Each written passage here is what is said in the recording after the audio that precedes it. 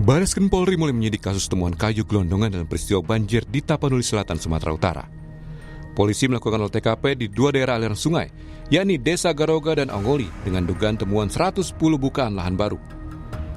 Penyidikan berlangsung di daerah aliran sungai di dua desa tersebut dan menemukan 10 sampel jenis pohon yang tersangkut jembatan.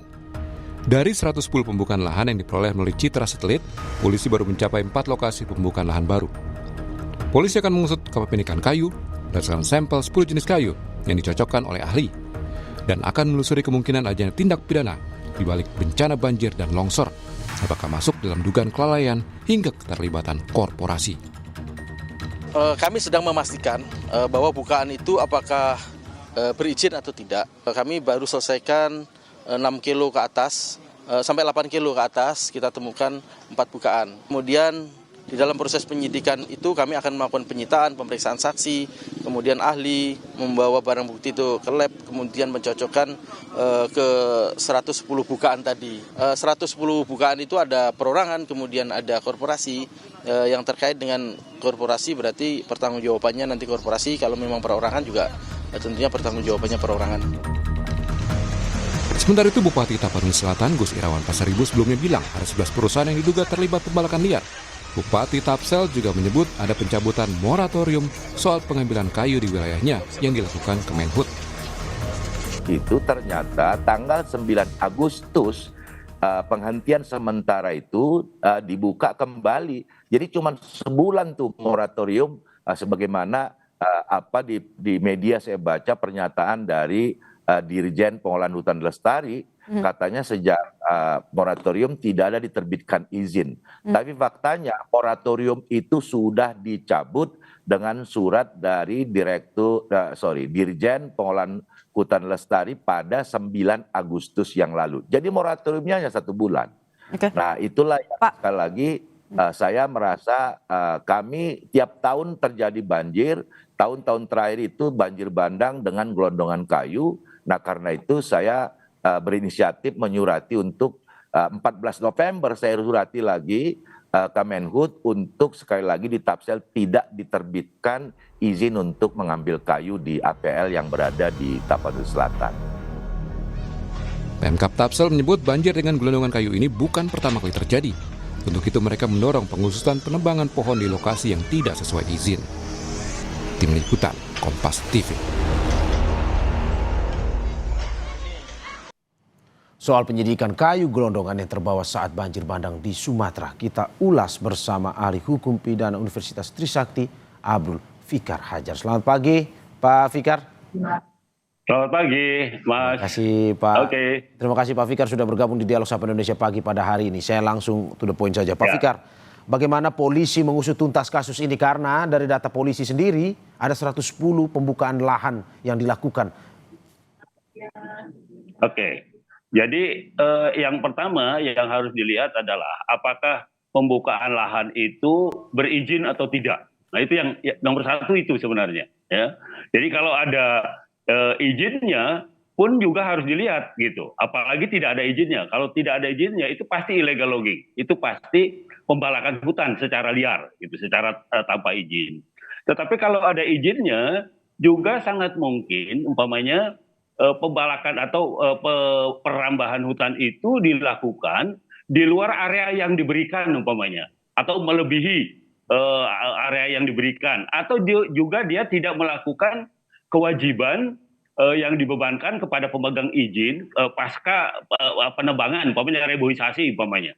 Nah itu juga bisa terjadi gitu. Artinya banjir atau apapun akibat yang ditimbulkan itu bisa terjadi karena perusahaan-perusahaan atau korporasi yang memegang izin, tapi juga sangat mungkin dilakukan oleh korporasi yang tidak berizin. Jadi, berarti fokusnya harus lebih fokus ya, dari 110 lahan itu fokus ke mereka yang diduga melakukan illegal logging. Betul. Ya. Kalau menurut saya itu tadi yang nomor 1 soal izin atau tidak ada izin gitu. Jadi kalau tidak izin pasti itu illegal logging gitu. Begitu. Ya. Oke, Pak, kalau misalkan kita melihat apakah polisi perlu lebih fokus terhadap aktor yang berada di lapangan, atau sebenarnya polisi punya kewenangan juga untuk mengusut siapa yang memberikan izin terutama untuk yang ilegal ini? Atau bagaimana sebenarnya menurut Anda? Ya, gini, yang melakukan perambahan atau penebangan itu pasti kan bukan level korporasinya, bukan level pimpinan korporasi, pasti itu pegawai, kan begitu, ya kan?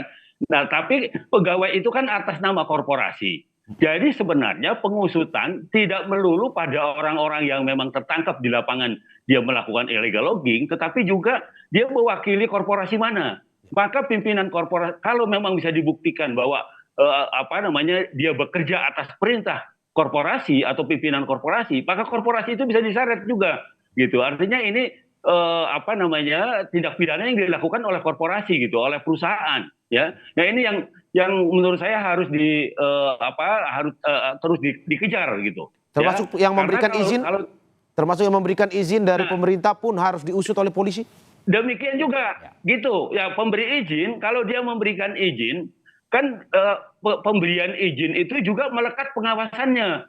Nah, jadi kalau dia memberikan izin tidak mengawasi, dia tahu bahwa si pemegang izin itu merambah ke luar area yang diberikan izinnya, maka si pemberi izin itu juga kena, membiarkan terjadinya illegal logging, kejahatan perambahan hutan. Nah, karena itu ya, yang bisa menjadi objek penegakan hukum di dalam kasus ini, yang pertama adalah pengusaha yang memiliki izin tapi dia tidak melakukan melakukan perambahannya atau penebangan hutannya tidak sesuai dengan perizinannya. Ya, dia bisa bisa lebih luas, bisa menggunakan umpamanya hutan itu bisa untuk kegiatan lain, umpamanya hutan dijadikan perkebunan juga itu sudah pidana, itu udah melanggar juga. Nah, itu satu. Ya, jadi pengusaha pemegang izin. Yang kedua itu petugas dalam hal ini adalah instansi yang memberikan izin, gitu. Nah, kalau dia tidak mengawasi, gitu ya, bahkan umpamanya membiarkan dia tahu pemegang izin itu merambah ke luar area pemberian izinnya, maka si petugas ini juga kena, atau instansi ini penanggung jawab instansi ini juga kena. Ya. Dia bisa dipidanakan, gitu. Yang ketiga adalah orang yang sama sekali tidak punya izin. Nah, itu tiga pelaku yang bisa diseret ke ranah hukum, gitu, dalam konteks perambahan hutan ini. Ya. Begitu. Kenapa saya bertanya seperti ini? Karena sebelumnya Bupati Tapanuli Selatan bilang sempat ada moratorium pengambilan kayu di wilayahnya, tapi akhirnya dicabut oleh Kemenhub. Berarti harusnya ada dugaan keterlibatan pihak kementerian, tidak hanya yang tadi seperti Anda sampaikan bahwa tidak hanya perusahaan atau aktor mereka yang tidak ada di lapangan, begitu ya, Pak Fikar? Betul. Okay. Betul. Iya. Jadi menurut saya ya harus juga sampai kepada pemberi izinnya, gitu. Padahal mereka juga kan punya kewenangan mengawasi, begitu. Oke. Pak Fikar, kalau secara rentang waktu, apakah memang yang perlu diusut kepolisian ini hanya yang pada saat tahun ini atau pemberian izin yang menyebabkan banjir di tahun ini, atau sebenarnya karena ini kan sudah karena beberapa lembaga ataupun masyarakat mengatakan bahwa ini sebenarnya sudah lama. Apakah perlu rentang waktu diperpanjang lebih lama untuk mengusut kasus ini atau sebenarnya bagaimana? Oke, menurut saya seharusnya pada banjir sekarang ini dulu fokusnya, gitu ya. Tetapi ketika sudah diidentifikasi perusahaan-perusahaan mana saja yang menjadi pelaku, maka itu bisa di tracing, dilihat, gitu. Sejauh mana kegiatan penjualan dia di luar tahun sekarang ini, di luar masa sekarang ini. Kalau bisa dibuktikan bahwa ada penjualan kayu illegal logging itu keluar sebelum masa banjir sekarang ini, maka pengusutan bisa lanjut ke belakang, gitu. Bisa sejak terjadinya illegal logging itu, ya, seperti yang dikatakan oleh Pak Bupati itu tadi. Jadi kalau banjir sudah berkali-kali, tidak hanya tahun ini, tetapi yang menarik perhatian masyarakat, terutama pers, adalah tahun ini. Saya kira ini sesuatu yang yang terus terjadi, gitu. Hanya saja kurang perhatian masyarakat. Nah, karena itu perlu di tracing ke belakang juga, begitu. Ya, kita harapkan apa yang disampaikan oleh Pak Fikar ini, ya ujung-ujungnya sebenarnya untuk memberikan efek jera, ya Pak, ya. Pada akhirnya betul. Kejadian ini memberikan efek jera kepada para pelaku yang nanti akan diusut oleh polisi ini untuk, ya, dan juga pelaku-pelaku lainnya untuk tidak lagi melakukan pembalakan liar hutan, terutama yang pada akhirnya ini memberikan ya bencana kepada saudara-saudara Akibat. kita di wilayah Sumatera. Sekali lagi terima kasih ahli hukum pidana